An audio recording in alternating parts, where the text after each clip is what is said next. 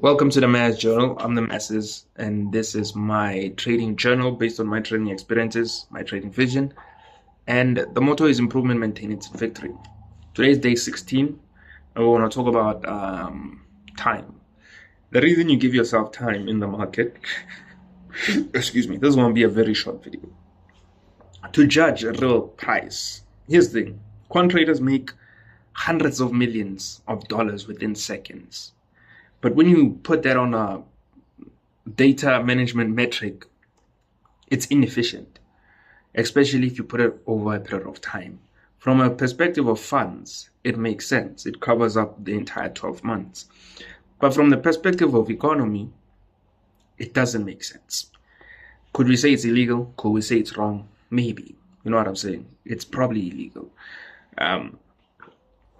Now, the reason I say we need to focus on time, not just because you want to trade gradually and pick out the easiest signals and be selective in your trading, which is more manageable, but because data is easily handled when it's factual. 90 days worth of movement is actually tangible to the trader. You can actually analyze it and understand that could I have made money? Where they moves where there was good opportunities. You can measure that. Saying you missed one day worth of profit is missing nothing. Saying today I missed my best trade, the trade that could have taken me out of my situation, that's not a real statement. Because when you measure the performance of data, now when you record, you're not just recording for yourself, you're recording the performance of data because you're playing a specific game. How did data react? And you're also recording yourself. How did you react to that data? And again, you're also recording to understand that the context, as much as it's a cyclic system, it's a continuous system, it's unique to this specific span of time. August will never look like any other month, regardless of it being bullish or bearish. Now, you also record to understand that metric, that as much as it was bearish, its bearish movement reacted like this. So 90 days worth of price can be measured, can be isolated, can be understood, can be optimized because it's factual. You cannot hide 90 candles. You cannot scheme your way around 90 candles. And it gives you valuable data. Time produces evidence. One day worth of price is nothing. If I'm only gauging one day worth of price every year, I'm not really trading, I'm gambling. I'm trying to hit a home run. The reason we give ourselves time, besides us assessing our performance, is to show that we're capable. Making 300 million in 2 seconds. Yes, in the quant space, it makes sense. But in the retail space, it doesn't make sense. Now, I'm talking from a perspective that even if you did manage to make 100K from a single trade in one day, you shouldn't be too happy about that. Because if you were given a 90-day period, they say trade account X for 90 days and ensure that it doesn't blow. You only trade on day one and you make 100K. Yes, the 100K can cover up the time period, especially if we set out a target. But it does not cover up performance. Can you do it again? Can you maintain that energy? Can you improve from there? Can you win from there? So the 90 days is not just to block out that mindset of chasing home runs, but it's to make you understand that I still have to be here tomorrow, and tomorrow, and tomorrow. So there's no reason for me to fight this market. There's no reason for me to try and pull up 30 positions in one signal. There's no reason for me to create a vortex strategy. It's day by day. It's 90 days. After 90 days, it's evaluation. It's a continuous system. The only difference is it's unique to this time period. That's the only difference. It's not that it's new in nature, it's new in structure, it's new in evolution. No, it's new in terms of the now. Kind of like this era is new because we are the ones that exist in it. And that's why it's special. But life is still life. Time is still time. So same thing with the market. It's a continuous system. It's special because you are there. When you're not part of the market, you shouldn't be entertaining it at all. Shouldn't be giving your 2 cents and saying, this is how I think the market looks like. This is how I think the market acts. No. Don't waste your energy. The market drains energy, a lot of energy. But when you do participate, fully immerse yourself in the experience and understand this is unique to me. Now, I haven't funded, but I just got a prop firm, which I'm going to start trading from the 30th. So I'm going to have to create a plan around that prop firm. One thing I did see is that they were blocking my trades because it's not necessarily I was trying to rush profit. If I see an opportunity, I see an opportunity. Just because they trade like that doesn't mean I need to trade like that. And that's the reason I don't use prop firms. I don't use prop firms because these constraints don't make you a better trader. They don't make you profitable. Nor do they structure these constraints in a way where they make you profitable. If I tell you trade for 90 days, I have to give you a reason why. The reason you trade for 90 days is for selectivity. Now, does selectivity, me blocking you from taking as many trades as you want, is it going to make you win? No. I should just teach you to choose better. So this is the problem with these prop firms. The restrictions are fucking bullshit. I don't want to lie. Now, obviously, when you create your system and process, it has to have a prop firm perspective, a prop firm hedge fund institutional perspective. But these constraints that you set are not there to say, this is how you keep your money, ensure you don't blow. Blowing is inevitable. Profitability isn't. So these constraints should be some sort of systematic processes that ensure that if I'm afraid to throw a punch and I'm a boxer, I eventually throw the punch. It's like pad work, shadow boxing. If I say do pad work, shadow boxing, hit the bag, eventually you'll throw a punch. Involuntarily, you'll throw a punch. So these are the constraints. These are not even constraints. These are acts that you need to partake in. When I say take small lots, break evens, profit taking, trail stops, and stop losses, use that. That will make you profit. Not I take a trade and you didn't put a stop loss, I close your trade. What is that? That makes you feel like you don't know what you're doing. Like, what are you doing? Why? You know what I'm saying? That's what it makes you feel. I'd rather trade a drawdown than trade in these constraints of a prop firm. The reason being is because there's what we call fluency. For me in the market, there's 3 types of risk management. There's SMCs, smart money concepts. I don't know the actual smart money concepts. I just like the word smart money concept. My perspective of smart money concepts is how to make money from a practical standpoint using your account in a smart way. Now, every time frame, every chart is moving money. When you trade, you're basically saying, how do I move money based on this time frame and the available context? So understanding that, you utilize SMCs. If you're fearful, the smaller slot size, you make profit regardless. If you're fearful, stop loss. You protect your account regardless. If you're fearful, use break evens. You make money regardless. These are SMCs. Fractionalizations. These are breaking down your account size to specific portions. There's no such thing that you can only lose 1% per your account. That's impractical. Why is it impractical? Because signals change. The signal changes every day. The signal outcome changes every day. Your account changes every day. So 1% changes every day. Today my account is 10K. Tomorrow my account is 4K. Where is that 1% going now? I'm gonna risk 400. And the reason it's impractical is today I have 10K. I risk 6K on a session. I lose. I'm left at 4K. I'm supposed to risk 1% of my 4K. Again, I know I didn't risk 1% of the 10K. I'm supposed to risk 1% of the 4K, which is like $400. You risk $400 on the greatest trade ever. Yes, you make profit regardless, but you make small profit.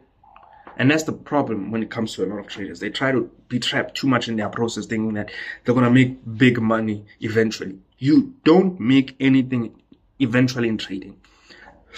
Excuse me. Nothing eventually happens in trading. Everything in trading you do. You do. And that's based on the context. I've seen people, I've also been in runs where we lose following the process like 10 days in a row. On day 10, your account is so small, but the opportunity is so perfect. You blow out your account on that one opportunity, and that one opportunity makes everything back that you lost in 10 days and more. Now, saying that you're going to lose 1%, you will never get those trades. That's why profitability is frustrating. So we understood SMCs and SMCs and fractionalization. The third point is fluency. It's what I just explained now. The ability to get out of your process and comfort zone and say, this is a fucking trade that I'm seeing. I only have a K. The stop loss of this trade is $50. And I can clearly see that this trade is going up. I'm going to take as many trades with that K until it says not enough money. Now, this is not financial advice. This is me explaining how I trade. Until it says not enough money. Obviously, you're going to measure it out. Given that the market pulls into a drawdown, doesn't blow you out or close half of your trades. That's another thing. That's logic. You have to think about it. A lot of traders don't want to think. They think the trade alone is everything. No, it's not. It's not. Take that trade, the market goes to 4K. You're in a better position. A position you can now experiment. Now, fluency extends. Fluency is the broker, the account size, and the account experience. What can the broker give to this account at this given point in time? Then once you carry on making profit, fluency is the ability to follow your process with the freedom to experiment. That's how you accelerate profitability. Saying that your process, when I tell you to take 5 trades per session and you're going to be profitable. No, unless there has a specific structure of getting to a specific point for you to react in a specific manner. If that's the case, then it makes sense. A process within a process. But if it's just that's your process because you're scared of blowing, you're tired of blowing, and that's how you think you're going to attain profitability. No. Trading is complete structure and complete freedom. It's like sports. Complete structure, but when you play, you are the one playing. They call the name on your back, not the team on your chest. The team on your chest sets up everything. But the name on your back is the one that makes the waves. So trading is similar. You go through this hell of losing, which is unfortunate that a lot of good professional traders try to express this point to a lot of advanced traders, a lot of novice traders, vague traders, that we can't teach you profitability because you have to go through the losses. And until you go through the losses, the market will tell you that, make a choice. Do you want to keep on losing? And you'll be like, nah, I understand so much. I've been through so much. I don't want to lose so much anymore. And that's a point where we cannot teach. You have to experience it yourself. Now, does it mean that we cannot make a curriculum around that and put people in a simulated environment? We can. You know, I can give you 2 programs, 2 demo programs. First 3-month demo program, 3 pairs. Second month, 3-month demo program, 1 pair. Ensure you complete the course of both those 3 months and ensure that you hit a particular target. And that's how you do it. Why would that work? Because you understand that the market doesn't work like that. You set out a 20K goal over a period of 3 months. First day you blow. You find out that, hey, it's not the structure, it's not the process. It's you. You have to do it again. You have to find a way where you are adaptable. You have to find a way where you perform at your best. And I can teach you how to trade, but I can't teach you to be a trader. I can teach you how to play, but I can't teach you how to be a winner. These are things that you have to develop within yourself. And are also developed through action. Specific simulations or acts. I don't know. All I'm saying is we put out time to assess and do not be too constrained to your process. Yeah. Fuck prop firms. Anyways, fuck prop firms. Many people won't acquire profitability because they think the restrictions are there to help them. No, the restrictions are there to ensure that the prop firm doesn't lose money. And learn how to trade your own account. Learn how to trade through drawdowns, because trading through drawdowns is the reason you know how to risk. It's the reason you know how to win, because you lose so much. You understand that, oh, this is not about trading perfectly. It's about trading exponentially. Given that I lose, I don't want to lose too much. And given that I win, I want to win as big as possible. So you understand SMCs, how to utilize all these things, or the small loss size, the stop loss. Then you understand fractionalization, how to break down your account when it's at 10K, 1K, 5K, things like that. And then you understand fluency, that it's SMCs and fractionalization combined. I can risk a tenth of my account at the first trade, and I can risk 1% of my account when I have 100K. Do you know what I'm saying? You can have 5K and risk 4K and make 30K. And then from that 30K, you can just say, you know what, I want to risk 300 until another trade comes back, 70K. Proper trade success is not usually gradual like this. The reason we say that you cannot collect 2,000, because the market is inefficient. That would assume that every structure is the same. That would assume every stop loss is the same. That would assume that we're all profitable. Or not, because it doesn't work like that. It doesn't work like that. Use time as your most valuable resource. Time helps when it comes to account breakdown, and it also helps when it comes to psychology. You understand that you don't need to make everything in one day. And again, there was never time constraints. The time limits we set is just to assess and evaluate our own performances, because we are professionals again. You don't want to leave your results to chance. Everything needs to be evaluated. Everything needs to be done right.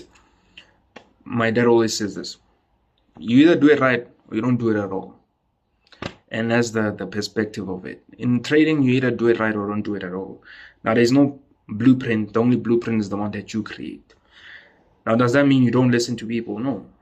You learn. I was watching Tyler and Hafrash. I don't know that guy, but he's legit. It's a legit interviewer. He's like Trade-off Wisdom, his friend.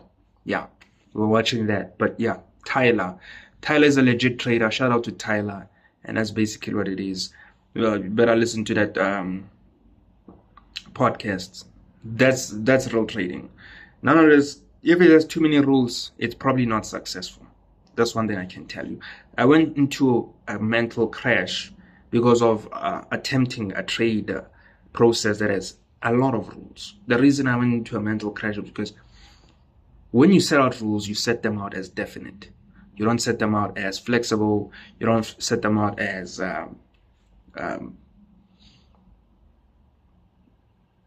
momentary, or you know what I'm saying, specific moments for specific moments.